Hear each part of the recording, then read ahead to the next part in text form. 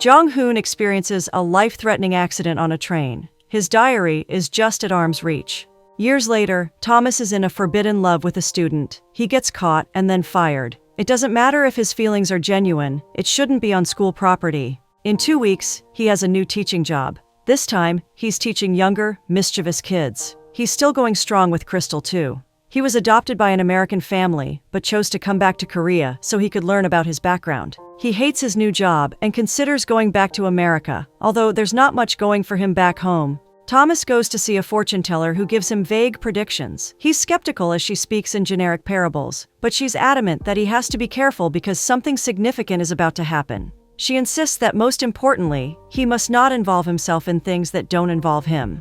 Thomas steps out of her tent and walks into children deliberating selling stolen antiques. He takes their leader to the antique storekeeper to report him. The storekeeper was distracted, trying to sort out a dispute with his girlfriend. If Thomas hadn't intervened, he'd realized too late that little brats robbed him. Among the retrieved items is a diary, but it doesn't belong to the storekeeper. The child runs off before they can clarify where he got the diary from. The storekeeper and his girl leave Thomas with the diary. The fortune teller steps out and sees Thomas. She shakes her head as if she can already sense an inevitable danger. Thomas returns home with the diary and gets a splinter from holding it. He's expecting his girlfriend soon, but his neighbor stops by to sniff around, uninvited. The neighbor flips through the diary, feeling a wave of sensation he tries to shake off. After another wave, he drops the diary, ready to leave. Thomas cuddles up with Crystal. They have a brief argument about the diary. It was written around the same time he moved to Korea.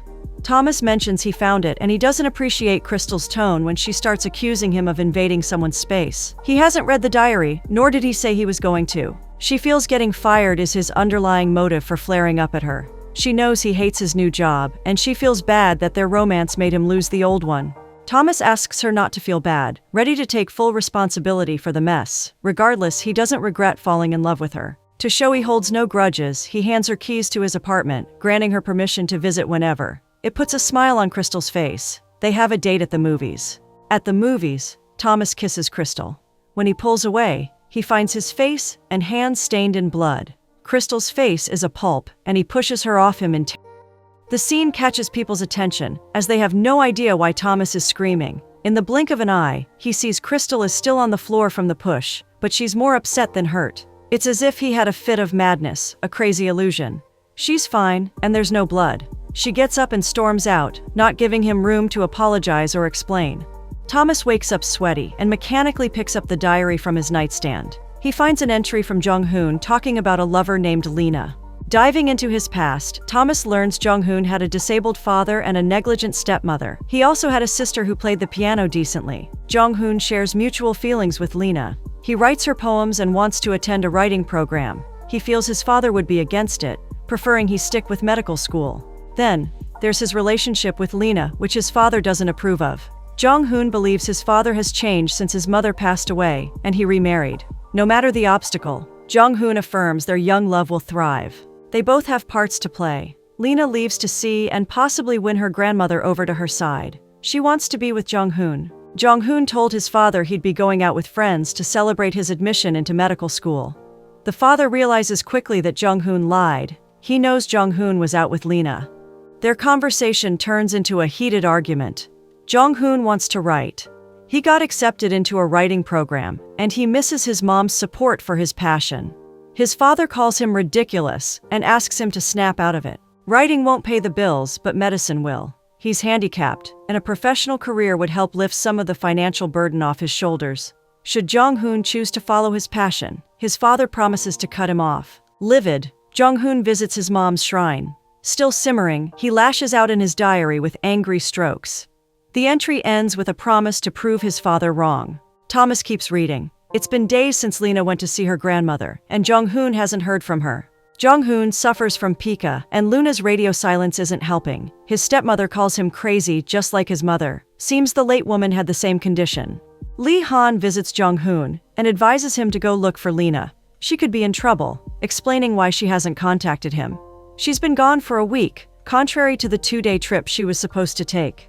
Just before he gets on the train to Pukan, Jong-hoon encounters a mentally ill man. The man clutches his clothes and screeches incoherently. Officers manage to peel him off Jong-hoon so he is able to board the train. They mention the ill man has never given anyone trouble before. Jung-hoon is seated when he notices a glaring note in blood as they drag the ill man away. It's telling him not to go. Jung-hoon holds two people close to his heart, his mom and dear Lena. He glances at their pictures in a locket as he makes another entry in his diary. It's the last entry before the accident. Thomas gets a chilling call that forces him to pay attention to the train ticket that was tucked within the diary. The paper starts to color red and Thomas stares in shock. He finds himself on a lonely street. Lena walks up to him, but he doesn't know her. She leans forward for a kiss, and he starts to choke as she sucks out his life. He then finds himself on a railway. The train wails and metal screeches. Thomas shrinks away from the blaring light as he waits for the impact. Now, he's on the train. Jung-hoon's corpse cranes its neck. Other corpses rise like zombies, slithering forward. But it's all a crazy nightmare. Confused, Thomas calls Crystal over. When she comes, she encourages him to finish what he started. He has to keep reading the diary. Jung-hoon survives the accident. He wakes up in a hospital and resists further care because he has to find Lena. He eventually finds her when he bumps into a stretcher and a body rolls off. She was on the colliding train. Thomas gets a call from Crystal. While Crystal is supposedly with him, he picks up the call, and the illusion by his side commands him to keep reading before disintegrating. All exits are jammed, and a voice chants that he has to keep reading. Pushed to the edge, Thomas screams out in agony before knocking himself out. He ends up in the hospital with Crystal by his side, but he's been so traumatized that he has no idea if this is the real Crystal. It takes some convincing, but he eventually trusts her enough to leave with her. In the car, she proposes they track down the diary's owner. There's a number on the train ticket they could use to track down his home address.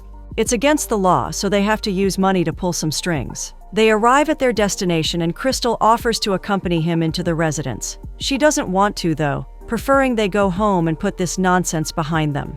At first, it seems like they've encountered a zombie holding a pickaxe. Paying closer attention, Thomas thinks it's Lee Han from Jung-hoon's diary.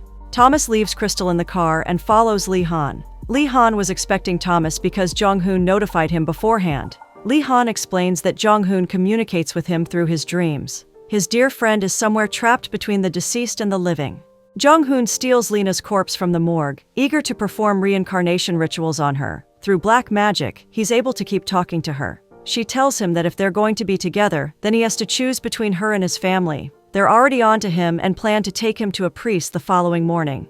Jung-hoon brutally ends his parents and then his sister. That night, Jung-hoon goes to Lee Han to confess his sins. His clothes are still covered in blood.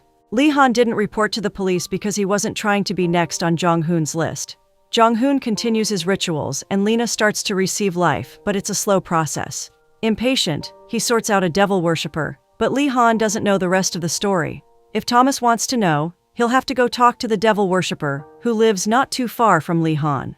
Crystal bolted, and Thomas is left stranded and confused. Lee Han gave him a map to get to the devil worshipper, but it's hard doing that on foot. A boat with a driver materializes out of nowhere to take Thomas across the hindering river. The driver rows the boat to the middle of the river and suddenly disappears, leaving Thomas to row it himself. Thomas stumbles upon a corpse in the fields. He stupidly gets close to investigate, and the body comes alive and tries to eat him. She's face down into the mud, but her body wants over a tree with a sturdy rope. According to a man who Thomas will realize is the devil worshipper, the young girl was possessed. So, the villagers over the tree. The devil worshipper opines that Jung-hoon was obsessed with Lena. Thomas follows the man into his cave and learns Jung-hoon is ready to risk it all. He couldn't live without Lena. The worshipper warned the ritual was dangerous, but decided to act on Jung-hoon's faith. Jung-hoon came along with his most cherished item, his diary. He lays Lena on an altar as requested, and then the worshipper tells him that he'll forever be indebted to the devil if they succeed with the rituals. Loverboy has an important role to play in the process. He's about to step into the Underworld to retrieve Lena. A lot of other souls would try to seize the opportunity and have him pick them instead. If he gives in to their deception, he'll lose Lena forever. Among the deceased, Jung-hoon finds his mom. To get Lena back, he's instructed to stay within the circle. But Lena's cry for help deceives him, and it's game over. To retrieve her soul would be much harder now. Jung-hoon insists on another way, so the devil worshipper uses the diary as an anchor for their second attempt. The bottom line is that the diary is cursed, and Thomas will have to read it to the end before he can be free of the curse. Crystal reappears and convinces Thomas to leave with her. While they're having lunch at a restaurant, Thomas catches the news. According to it, Crystal was decapitated. Whoever he's currently with is not Crystal. Thomas jolts out of the nightmare and hurls the diary out of the window, but it reappears at his side. At school, he singles out the diary thief, and together they locate the antique shop it came from. The shopkeeper affirms the diary is cursed. A man disposed of it alongside some other stuff a few days ago. The shopkeeper tells Thomas to discard what the devil worshipper said. The more he keeps reading, the worse it gets. Thomas confirms that it was Jung-hoon who disposed of the diary. Thomas keeps waking up from one nightmare to find himself in the next. The diary remains at the center of this agony. It forces him to keep reading. The worshipper gives Jung-hoon an assignment to subtly transfer the diary to the right person, someone that will become an ally and help him in his quest to get Lena back. The person will have to read the entire diary and will help Jung-hoon without even realizing it. Jung-hoon makes Lee-han read the diary, but he's not the chosen one. After years of searching, Jung-hoon has found Thomas. Thomas was supposed to be on the colliding trade. He gave his ticket to Lena because she looked sad. She'd lost her phone and wanted to get home to tell Jung-hoon he was going to be a father. Jung-hoon supposedly trapped Crystal in the diary, and if Thomas wishes to get her back, he has to keep reading. Thomas remembers the shopkeeper's words to discard whatever relentlessly ties him to the book, so he takes out his eyes with Crystal's knitting needles. Jung-hoon leaves with Lena, and Crystal finds Thomas hurt. They bury the diary in the woods and walk away. Thomas remembers he insisted Lena take his ticket, even though she didn't want to mess with fate.